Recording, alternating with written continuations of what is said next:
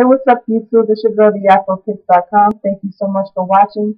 Today's discussion is going to be revolving around a film called Red Hook Summers. It was written by Spike Lee and James McBryde and directed by Spike Lee. And basically, the movie is about a 13-year-old young man named Flick who is from Atlanta, and he goes and spends the summer with his grandfather in Red Hook, Brooklyn. His grandfather is a devout Christian bishop of a church that's pretty much struggling to retain its congregation. And Flick, he thinks he's on a summer vacation, but he's really sent to his grandfather's house to perhaps get life lessons from a father figure. Flick, he isn't an at-risk youth or anything like that, but instead he comes from a middle-class family background. He goes to private school, and he's a little bit spoiled, but his dad died in Afghanistan, and because of that, he's a little bit jaded and a little bit angry with God. And so with his grandfather being a minister, his mother sends him up to Brooklyn to stay with his grandfather so that he can have a positive, fatherly influence in his life and, perhaps start to look on the brighter side of things. But later on in the movie, we discover that his grandfather's past is a little bit flawed. So basically, in a nutshell, that's what the movie is about. So towards the beginning of the movie, it's a little hard to tell what exactly the primary conflict is. But we see that the secondary challenges are presented as Flick tries to overcome the culture shock that he experiences when he gets to New York. Because like I said earlier, he's coming from Atlanta, so he has to get used to the environment and get used to the people. He's living with his grandfather, so he has to overcome that generational age gap difference. He's middle class. And the neighborhood that he's living in with his grandfather for the summer is a little bit like on the lower end, like working class or a little bit poor. So he has to overcome that too. People his age tease him about, talking white versus talking black. That's one of the things he has to overcome too. And also, Flick, he's a young man, so he's very much engaged in social media, technology, and Facebook. And in the movie, he's always walking around with his iPad, his face in the iPad. And his grandfather, on the other hand, he's very much old school. So, you have that also another thing, technology versus religion, the iPad versus the Bible, whatever. And Flick, another thing is that Flick is also a vegetarian. His grandfather isn't. So, of course, they clash over that. And I thought it was kind of interesting how in the movie his grandfather is like, look, you might be a vegetarian, but you're still starving yourself. So it is possible to be a vegetarian and still not get enough nourishment. But I think his grandfather, when he said that, he had that as a metaphor. So early on, even though we can't really tell what the primary conflict is, we do see immediately the challenges that Flick has to overcome in order to adapt into his environment. As the film progresses, we're later on introduced to some of the supporting characters that make up the film, and one of the main characters that I took notice of was Deacon Z. Deacon Z, he's played by a guy named Thomas Jefferson Byrd, who was featured in a number of other Spike Lee directed films. And in this movie, yeah, he played in Bamboozled, I think. But in this particular role, he plays Deacon Z. And Deacon Z is the deacon of the church who cannot keep his mouth off the bottle. He is a drunk. And his outlandish behavior and some of the stuff he says is like really, really off the wall. But the thing about Deacon Z is that he's prophetic. He can time the stock market, and sometimes he has little bouts of wisdom that's interlaced with his outlandish behavior.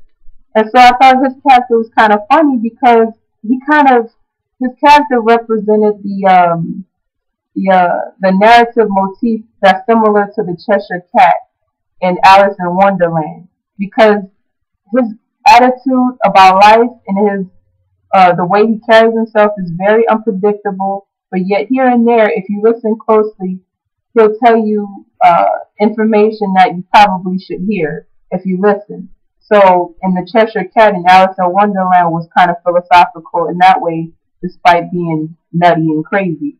So I thought that was kind of an interesting character to have in a movie like this. We see that it's through these interesting characters that Spike Lee takes the opportunity to create dialogue pertaining to issues that everyday people talk about, but aren't always necessarily presented in mainstream films. Um, like off the top of my head, I remember in the movie, they were talking about how, what does gentrification look like in the black community?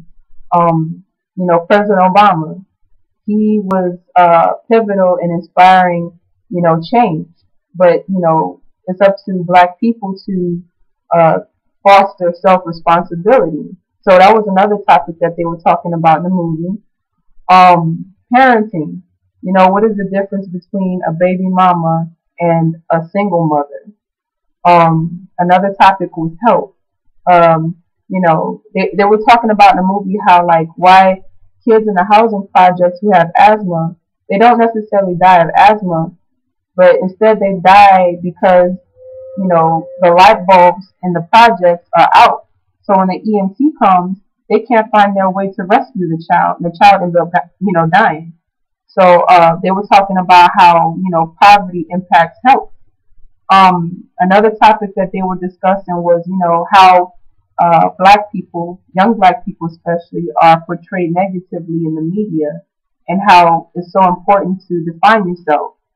Another topic was, and this one came from Deacon D. He was talking about how black people are such strong consumers. We spend a lot, but when it comes to investing and saving, we're not really keen on it. And another topic that I thought was pretty interesting was, why do, when young people approach a certain age, why do they stop believing, or why do they start to lose their faith? And it's through these rich, robust characters that, Spike Lee creates this dialogue. And I respect him for this. And I noticed that he tries to do this in a good number of his films. Like, he tries to take the time to cram in all of these different messages while he has your attention. And sometimes it could be a little overwhelming, but he means well. And that's why I really respect Spike Lee's gangster. I really like him for what he does in this aspect, so I thought I should mention that.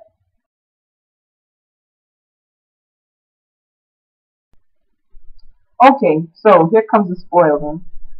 Apparently, later on in the movie, we learn of Bishop Enoch's nasty past. Apparently, at his former church a while ago, he was, early on in his career, he was a child molester. And he fled the church that he was at in the South to escape this nasty secret. And this whole act, this transgression, is represented or symbolically represented by Flip. When he goes into the church basement, he's volunteering, he's cleaning out the church basement, and he finds a rat. And, on a symbolic level, the basement is the place where, when people come to your house, they don't really go to your basement. It's a place where few people go.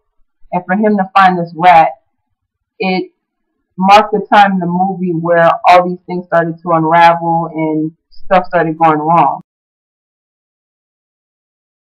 Okay, so that particular pivotal moment sparked the first theme, which is personal responsibility. Sometimes church can dissuade people who really want to have faith because they end up looking at the followers who, might come off as hypocrites, and they end up placing their faith within the followers or the people that they see instead of really just go ahead and placing the faith within themselves. And, sometimes this mistake can make church seem just as superficial as its external environment. And, it's all about personal responsibility. I think that was one of the main tenets that was presented in the film, because it was also circling back to the dialogue that the characters were sharing when they were talking about, parenting, the role that President Barack Obama plays within our own, psyche, and how we need to basically just define our own future and, be responsible for our own change. And how, the media perceives, or the media shows black people, but we instead shouldn't let it define us. So it was all about personal responsibility. And so also when I was thinking about this theme, I was thinking about, what would happen if church leaders were more transparent about what they did, like their past transgressions. I think that if they were more transparent with what they did, people wouldn't be accepting, but they would approach church as a realistic, I guess, solution. Instead of having church be the end all be all that ends up disappointing you because the people who are in there are flawed, you instead approach church with a realistic observation. So anyway, it's all about personal responsibility, and that was the first thing that I was thinking about in this movie. Okay, so the second theme I was thinking of was the importance of unity.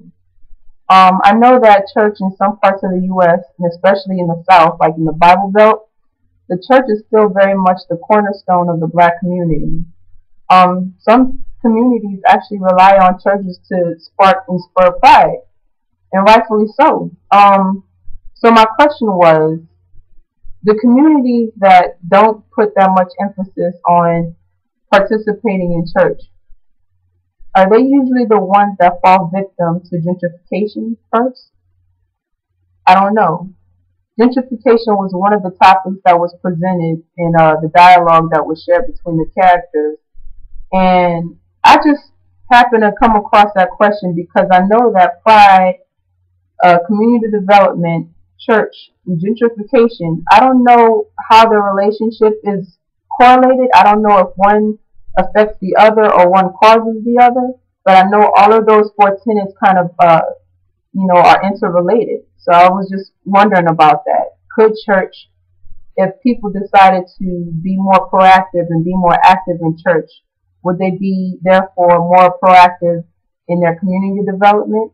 And would that then prevent or circumvent, gentrification?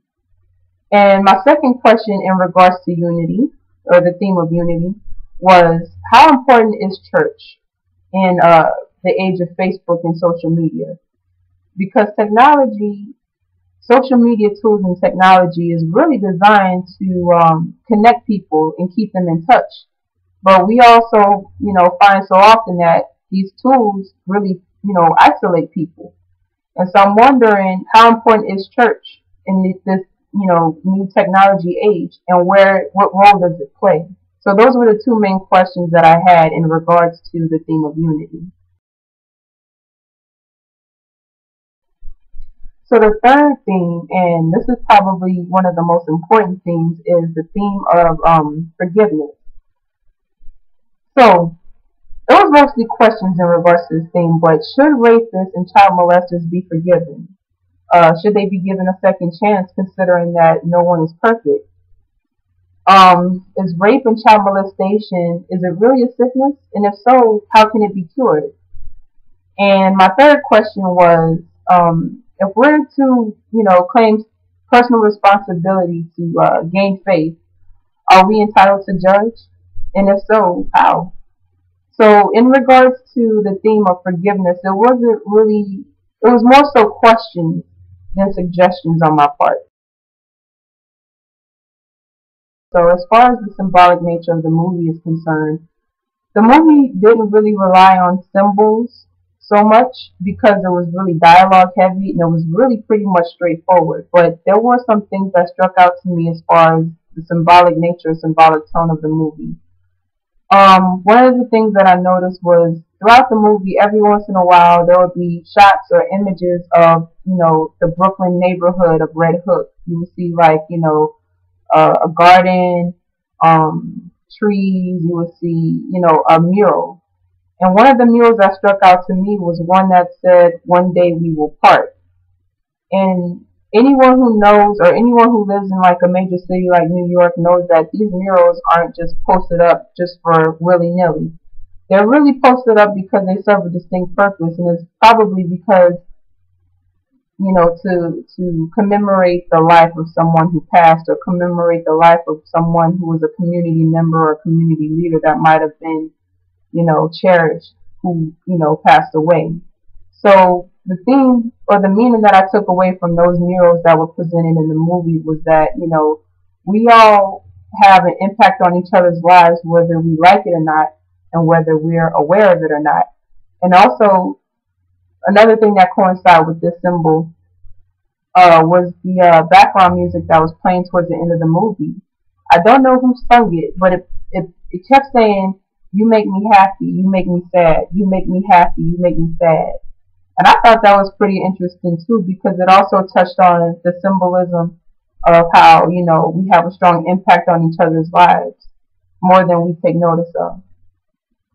Another symbol that I noticed was the constant reminder of God's presence in the city. And sometimes when you live in a big metropolitan city, like I used to live in New York, so you start to feel claustrophobic sometimes, or at least I know I did. Maybe that's just my personal opinion, but sometimes the skyscrapers will tower over churches, and you wonder sometimes what takes precedence in people's lives. Is it commerce, or is it religion, or spirituality? Like, which one is it? There are scenes in Brooklyn's Red Hook neighborhood that show urban sprawl and urban decay, as well as community, farmers markets and community gardens and things like that. And all of these structures are man-made, but it shows a contrast between good, bad, ugly, and beautiful, which, if you think about it, it kind of connotes the general nature of mankind. So basically, the movie ends with an unknown fate for both Flick as well as for his grandfather. And I think that Spike Lee created the narrative that way so that not only we can ponder on the possibilities that their lives might take, but so also that we can ponder on the things that we learned or the things that we were presented with in this movie and how we can apply those learnings to our lives. So I'm curious to know what you think. Feel free to leave a message or comment, or better yet, subscribe. Thank you so much for tuning in once again. It's your girl, TheAfroPix.com. Thank you so much and have a great day.